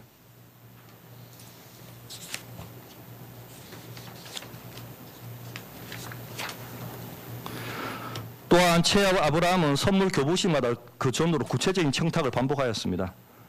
샤넬 향수 및 화장품 세트 교부 당일인 2022년 6월 20일에는 민간 외교 사절단 접견 및 김창준 국정자문위원장 임명 청탁을 하였고, 주류 및 서적을 교부하던 7월 23일 전후로는 특강 청탁 및 공간 미술작품 비치 청탁을 하였고, 디올 가방을 교부하던 2022년 9월 13일 직전에는 친형 명절 선물 청탁이 각각 이루어졌습니다. 최 아브라함은 불과 3개월 만에 총 4회에 걸쳐 합계 시가 530만 원 상당의 금품을 교부하였고, 각 금품 교부의 전후로 새로운 청탁이 이어지거나 기존 청탁의 실현을 촉구하는 메시지가 계속된 점에 비추어보면 금품 교부와 청탁은 매우 밀접한 관계가 있음이 인정됩니다. 대통령 배우자로서 공무원의 직무에 영향력을 행사할 수 있는 공적 지위에 있는 피고인 김건희로서는 아무런 사적 연고가 없던 민간인이자 특정 분야의 사회운동을 주도하던 목사인 최 아브라함이 이처럼 국정과 정책에 관한 의견과 요구사항을 집중적으로 제기하면서 그 전후로 고가의 금품을 일방적으로 교부하는 상황에 대하여 그것이 피고인 김건희 개인에 대한 순수한 호의가 아니라 피고인이 가진 지위와 영향력을 매개로 하여 대통령을 비롯한 국정 최고위층에 자신들의 정책적 또는 인사 관련 요구를 전달하거나 국정 방향에 영향을 미치려는 의도에서 비롯된 것임을 피고인 김건희는 충분히 인식할 수 있는 상황이었습니다. 피고인은 위와 같은 관계와 경위 속에 고가의 물품을 거부하거나 반환하지 아니하고 그대로 수령하였을 뿐만 아니라 최 아브라함이 걷는 구체적인 청탁에 대하여 단순히 수동적으로 청취하는 것을 넘어 민간 외교 사절단 접견 청탁에 대해서는 네, 긍정적으로 검토하라고 하겠습니다. 특강 요청에 대해서는 시간 내서 강의 만들어 보겠습니다라고 직접 적극적으로 호응하며 이를 수용하는 태도를 보였습니다. 또한 최 아브라함이 피고인에게 샤넬 화장품을 은밀하게 전달하겠다는 연락을 하자 피고인 김건희는 약속을 정하면서 만남은 보완을 부탁한다는 당부까지 하였습니다. 이처럼 피고인 김건희와 최 아브라함 사이에 아무런 사적 연고가 없었던 점, 불과 3개월이라는 짧은 기간 동안 고가의 금품 수수와 구체적 청탁이 연이어 무리하게 반복된 점에 피고인이 청탁이나 금품 제공에 대해서 직접 호응한 운동 등을 보태보면 피고인은 최 아브라함이 제기하는 구체적인 청탁과 자신이 수수한 금품 사이에 대통령의 직무와 결부된 어떠한 대가 관계나 연결고리가 존재함을 인식하고 있었다 보니 타당합니다. 따라서 이 부분에 대해서도 전부 유죄가 인정됩니다.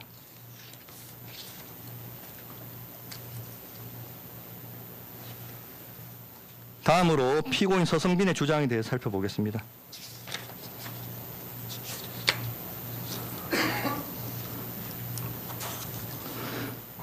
피고인 서성빈의 비용으로 이 사건 손목 시계를 김건희에게 제공 또는 선물하였다고 주장합니다. 그는 앞서 살펴본 바와 같이 물론 피고인 서성빈이 증거 부동의에서 기각됐던 이상정의 수사기관 진술 부분을 제외하더라도 이 사건 손목 시계는 피고인 서성빈이 자신의 비용으로 김건희에게 제공한 게 넉넉하게 인정됩니다.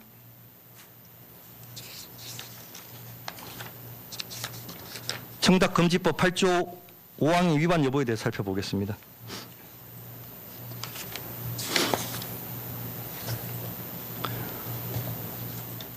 대통령은 행정부의 수반으로서 정부 부처 및 산하기관의 조직 예산, 인사 및 주요 정책에 관하여 포괄적인 권한과 영향력을 가집니다.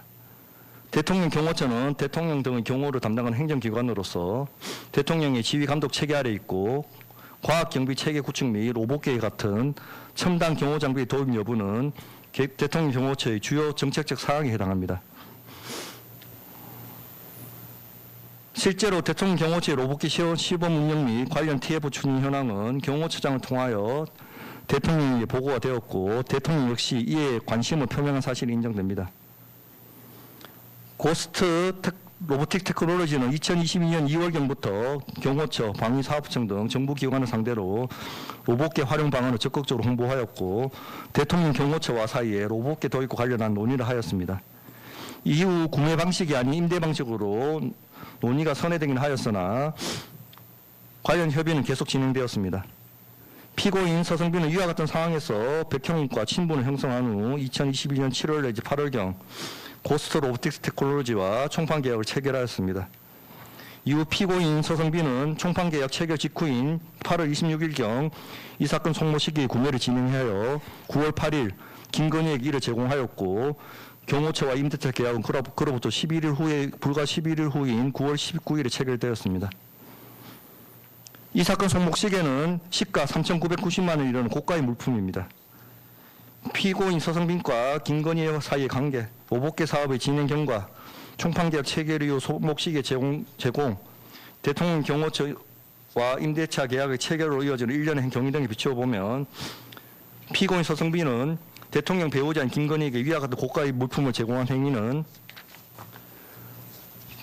대통령을 비롯한 정부기관에 대한 로봇계 도입 및 운영 사업과 관련된 대통령의 포괄적 직무와 무관하다고 보기는 어렵습니다.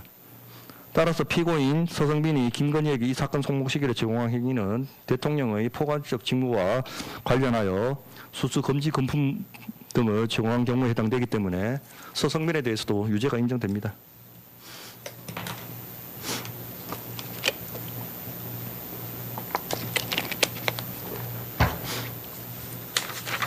나머지 피고인도 보강정을 다 종합하면 모두 유죄가 인정되고요. 따라서 피고인들 모두에 대해서 전부 유죄가 인정됩니다. 양형에 대해서 보겠습니다.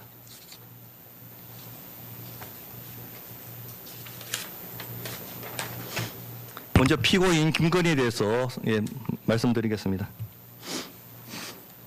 법률상 첫 한형의 범위는 징역 1개월에서 7년 6개월까지입니다. 양형 기준은 설정되어 있지 않습니다. 피고인 김건희는 대통령의 배우자로서 그 어떤 고위공직자보다도 대통령 및 국정 운영 전반에 막대한 영향력을 미칠 수 있는 지위에 있었습니다. 피고인 김건희는 공무원이 아니라는 이유로 특정범죄, 가중법 위반, 뇌물죄의 적용 대상이 되지 않지만 만약 피고인 김건희가 공무원 신분이었다면 수뢰액이 1억 원 이상인 경우 무기 또는 10년 이상의 징역이라는 중형의 대상입니다. 특정범죄 가중법 위반 알선수재죄의 주체로 상정할 수 있는 사람 중 대통령이 배우자라는 지위는 그 영향력에 있어 가장 중한 경우에 해당한다고 볼 수 있습니다. 이러한 지위의 특성상 대통령의 배우자는 각종 청탁과 이해관계가 집중되기 쉬운 위치에 있으므로 누구보다도 더 엄격하게 스스로를 절제하고 각별히 경계하여야 합니다. 그럼에도 피고인 김건희는 이러한 사회적 책무를 저버린 채 자신의 영향력을 알선의 대상으로 삼아 반복적으로 금품을 수수하였습니다. 이 사건은 국가 최고 권력의 핵심부에서 대통령이 배우자라는 지위를 이용하여 다수의 인사청탁과 사업청탁이 고가의 금품과 거래된 이른바 매간매직 사건으로 세간에 알려졌습니다. 피고인 김건희가 수수한 금품은 수십만 원대의 주류에서부터 수백만 원대의 화장품, 금거북이, 수천만 원대의 고가 기금속과 시계, 나아가 억 단위의 미술품에 이르기까지 그 종류와 규모가 다양합니다. 일반 국민이 평생에 한 번도 쉽게 취득하기 어려운 고가의 물품들을 피고인 김건희는 별다른 꺼리낌 없이 타인으로부터 수수하여 왔습니다. 피고인 김건희가 수수한 금품들과 그와 결부된 청탁, 공여자들 면면을 살펴보면 그 내용 역시 매우 심각합니다. 향후 기업 현안 해결 및 친인척의 인사청탁을 위한 억 단위의 기금속, 국가교육위원회 위원장 자리를 위한 금거북이와 세안도, 로봇계 납품 등 대정부 사업 영위를 위한 수천만 원의 시계, 국회의원 공천 및 인사청탁을 위한 억 단위의 미술품 수수가 대한민국 대통령의 배우자 주변에서 반복적으로 이루어진 일입니다. 중견건설사 회장, 사업가, 재미교포 목사, 현직 검사, 대학교 총장을 역임한 교육자에 이르기까지 금품을 제공한 자들의 배경과 직업도 다양합니다. 이처럼 사회 각 분야의 인사들이 공직자 인사, 정부기관과의 계약, 여당의 공천에 이르기까지 저마다의 청탁을 품고 피고인 김건희에게 접근하여 금품을 제공하였던 사실은 피고인 김건희를 둘러싼 비공식적인 청탁 구조가 특정 집단에 국한된 것이 아니라 사회 전반에 걸쳐 광범위하게 형성되어 있음을 보여줍니다. 이는 마땅히 공정하고 투명하게 이루어져야 할 공적 의사결정의 과정이 금품과 결부되어 피고인 김건희의 개인적인 이익을 위해 거래의 대상으로 전락한 것으로 그 폐해는 단순한 금품 수수의 차원을 넘어 공적 의사결정의 공정성과 신뢰를 근본적으로 훼손한 것입니다.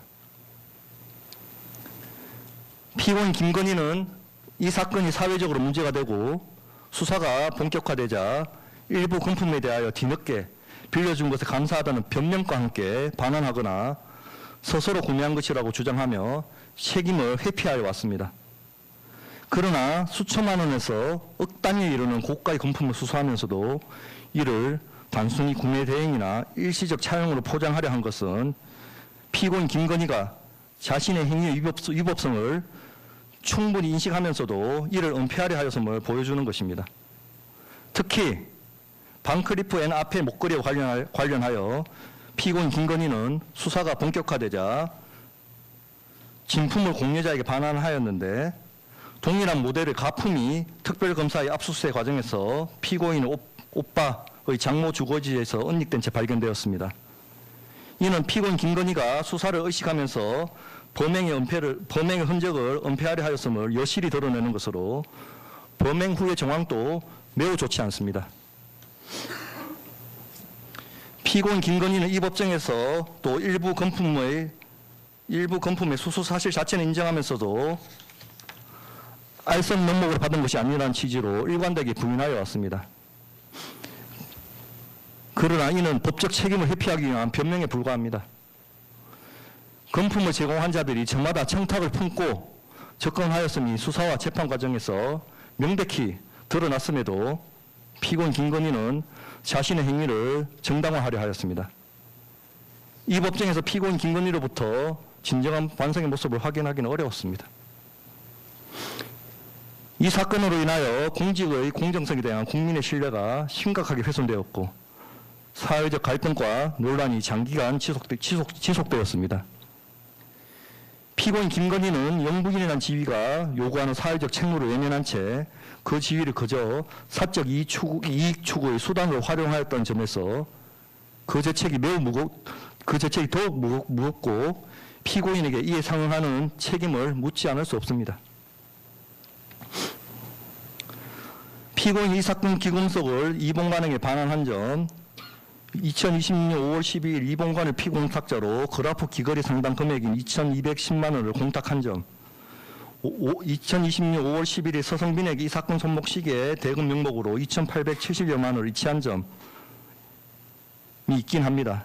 그러나 이러한 반환 경위나 반환 시기, 공탁 시기 등에 비추어보면 유리한 정상으로 고려하지 않습니다. 이러한 사정들을 비롯하여 피고인 연령, 지위, 성행, 환경, 범행의 동기, 수단과 결과 등 여러 양형 조건을 두루 참작해서 형을 정하였습니다.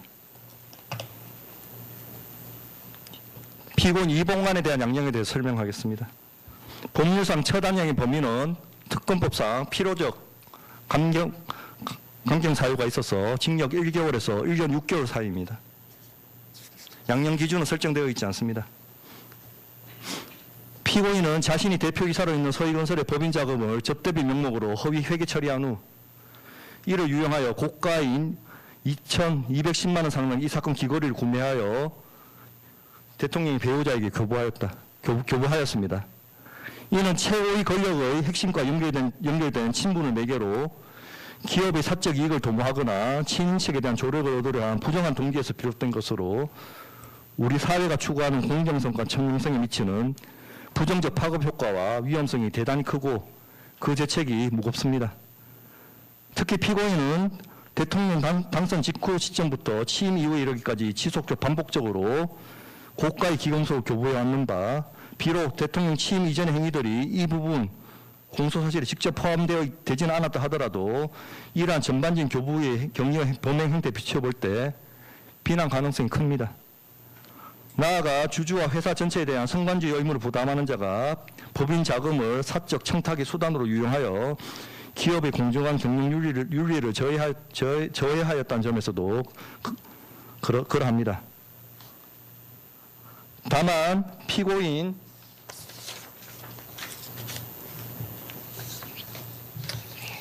이봉관은 특별검사에 자수서를 제출하고 김건희로부터 반환받은 이 사건 목걸이 및 브로치를 자진하여 제출하였습니다. 은밀하게 이루어지는 권력형 알선수재 범죄의 특성상 비록 특검법 도입 이후라 하더라도 피고인의 이와 같은 자발적인 인정과 증거 제출이 없었다면 이 부분 공소사실이 은폐되었을 가능성도 있습니다. 피고인의 이러한 수사 협조 및 증거 제출은 특검법상 김건희에 대한 의혹 사건의 진상을 규명하는 데 실질적이고 중요한 기여를 한 것으로 평가할 수 있고 이는 특검법 24조 3호의 필요적 감면 사유에 해당합니다. 이러한 사정과 피고인의 연령, 지위, 환경 등 여러 양형 조건을 고려해서 형을 정하였습니다. 피고인 서성빈에 대한 양형에 대해서 설명하겠습니다. 법률상 첫 한형의 범위는 징역 1개월에서 3년, 양형 기준은 설정되어 있지 않습니다. 이 부분 범행은 피고인 서성빈이 고위공직자인 대통령 배우자에게 일회 수수 금지 한도를 수십 배 초과하는 3,990만 원 상당의 고가의 손목 시계를 제공한 것입니다. 피고인은 최고위 공직자의 배우자란 지위 및 그와의 사적 친분관계를 매개로 향후 자신의 사업 등에 유무용의 조력을 받거나 이를 대외적으로 가시하려는 부정한 동기와 목적하에 범행에 이른 것으로 보이는 바 이러한 행위는 공직 수행의 청렴성을 확보하고자 하는 청탁금지법의 입법 취지를 심각하게 훼손하고 우리 사회의 공정성에 대한 국민의 신뢰를 무너뜨리는 것으로 그 죄책이 무겁고 비난 가능성이 큽니다. 그럼에도 피고인 서성빈은 관련자들의 진술에 비추어 볼 때 책임을 면하기 위한 사후적 변명에 불과한 국내 대행 주장을 하면서 범행을 완강히 부인하고 있고 나아가 수사기관이 조사를 앞둔 시점에 휴대전화기를 분실한 경위도 쉽사리 납득하기 어려워 범행 후의 정황도 좋지 않습니다. 다만 도롬동과 대통령 경호처 사이 임대차 계약으로 인하여 직접적인 경제적 이득을 취득하였다 볼 만한 자료가 없는 점, 벌금형 전가 2번 있는 점은 유리한 정상으로 참작합니다. 이러한 여러 양형 조건을 종합해서 피고인에 대한 형을 정하였습니다. 최 아브라함에 대해서 봅니다. 최 아브라함에 대해서는 벌금형을 선택했고 최 아브라함 역시 필요적 감면 사유가 있기 때문에 법률상 최단의 범위가 벌금 25,000원에서 1,500만 원 사이입니다. 양형 기준은 설정되어 있지 않습니다. 이 사건 범행은 피고인이 대통령 배우자에게 고가의 디올 가방, 향수, 화장품 등 청탁금지법상 허용 범위를 초과하는 금품을 제공한 사안으로서 그 제공 과정과 관련 대화 내용이 영상 형태로 공개됨에 따라 대통령 배우자와 외부인 사이의 금품 수수 관계가 사회적으로 드러나 큰 논란을 야기하였습니다. 다만 이 사건은 피고인이 수사기관에서 이 법정에 이르기까지 디올 가방의 제공이 언더커버 형식의 잠입 취재 또는 공익적 문제 제기를 위한 목적이 포함된 행위라고 주장하였다는 점에서 다른 사건과는 일반적인 청탁금지법 위반 사건과는 다소 다른 특성이 있습니다. 그러나 이 사건에서 드러난 금품 수수 교류 관계는 존재하지 않은 사실을 허위로 구성하거나 만들어내는 것이 아니라 실제로 이루어진 금품 제공과 대화 및 접촉을 기초로 한 것입니다. 피고인은 단순히 상대방의 반응을 관찰하거나 이를 기록하는 데 그치지 않고 금품 제공과 병행하여 상대방에게 현안이나 관심사항을 언급하며 일정한 요청을 전달하는 등 의사표시를 함께 한 것으로 보입니다. 또한 피고인은 주변인에게 김건희와 주고받은 카카오톡 메시지를 보여주며 친분을 드러내기도 하였습니다. 따라서 피고인의 행위를 전적으로 잠입 취재를 위하여 허위의 청탁이나 외형만을 형성한 행위로 평가하기는 어렵고 동시에 대통령이 배우자의 관계를 통해서 자신의 관심사나 요청 사항을 전달하려는 의도 역시 함께 존재하였던 것으로 보입니다. 결국 피고인에게 공익적 문제 제기 내지 취재 목적이 일부 존재하였다 하더라도 피고인은 스스로 청탁금지법이 금지하는 방법을 선택하여 금품을 제공하였는 바 위와 같은 동기나 목적만으로 행위의 위법성이 부정되거나 책임이 면제된다고 볼 수는 없습니다. 다만 피고인이 이 사건 범행을 자백하고 있는 점, 이 사건 금품 제공 관련 내용을 스스로 공개한 점, 피고인에게 특검법 24조 3호의 필요적 감면 사유가 있는 점, 그리고 피고인이 제공한 금품의 가액 등을 종합적으로 비교해서 형을 정하였습니다.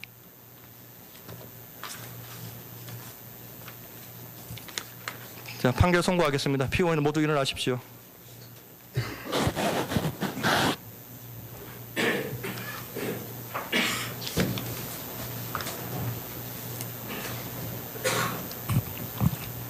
예, 주문 피고인 김건희에 대하여 피고인을 징역 7년에 처한다.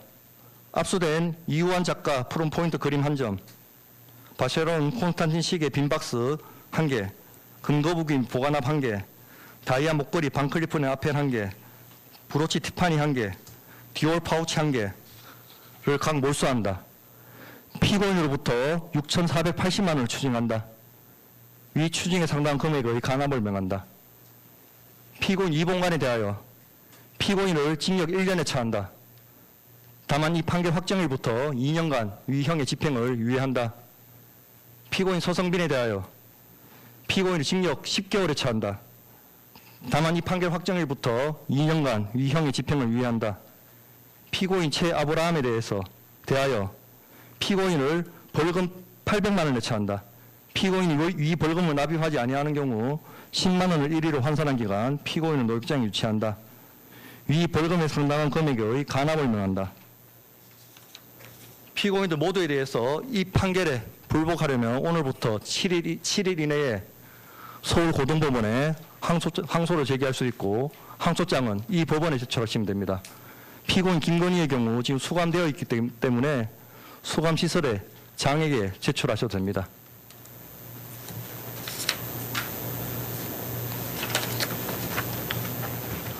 예, 이상 판결 선고를 마치겠습니다.